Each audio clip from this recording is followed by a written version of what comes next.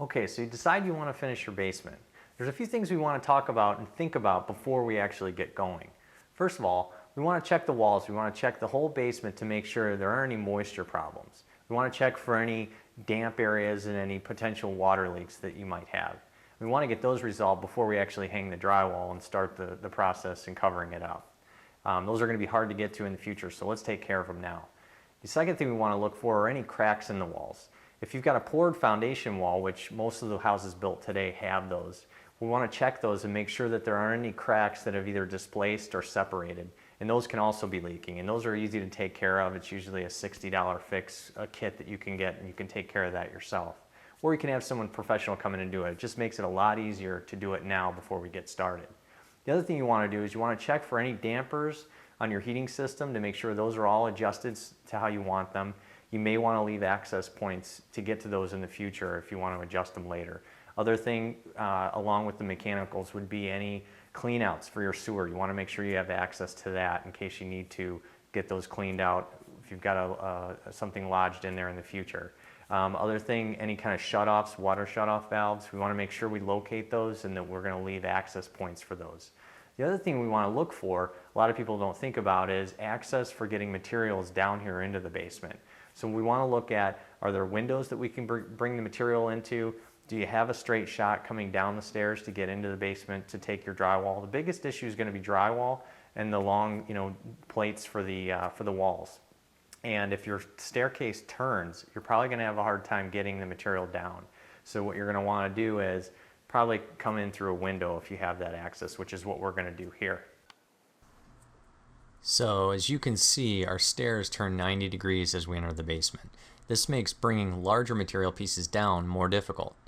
If we do use the stairs, we're going to make the work much harder on ourselves and possibly damage the material and the house as we try and get that stuff down there. So what we're going to use is the 4x4 escape window in the basement, which basically just comes right out. You just grab the clips and pull it out. We're going to create a ramp out of the 2x4s coming down from the window well down into the basement.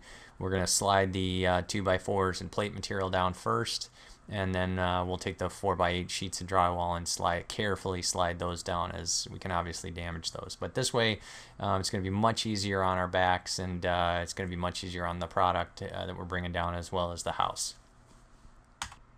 So now that we figured out how to get the material down into the basement, let's continue on with our pre-planning checklist here before we start. And let's take a look at the electrical panel here. It's a 200 amp service coming into the home. There's plenty of extra slots here. You want to make sure you've got the ability to add the breakers that you need to finish off the basement there. So, and in this case we do, and we should be good to go.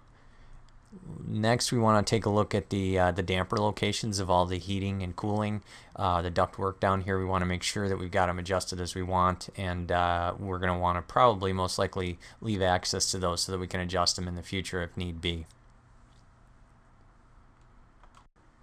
Okay, so the next thing we want to do here on our pre-planning is take a look at the foundation walls. In this case, as we mentioned, these are poured foundation wall. It's 8-inch thick. Here we're looking at a crack that's been repaired previously. Basically, it was done by epoxy injection, which means basically they've drilled ports into the crack, and they've smeared an epoxy on the front of it, and then injected it, and basically sealed the crack completely, which is a great way to repair it.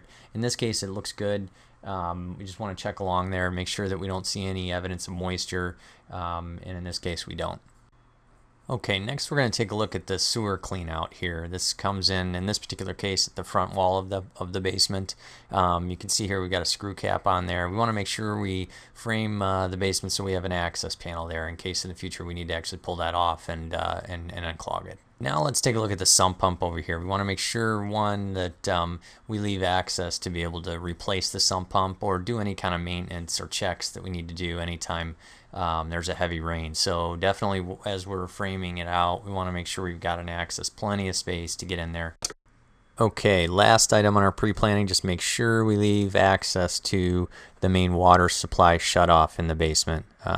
We may need to get to that if there's ever a problem upstairs or we're going to replace something.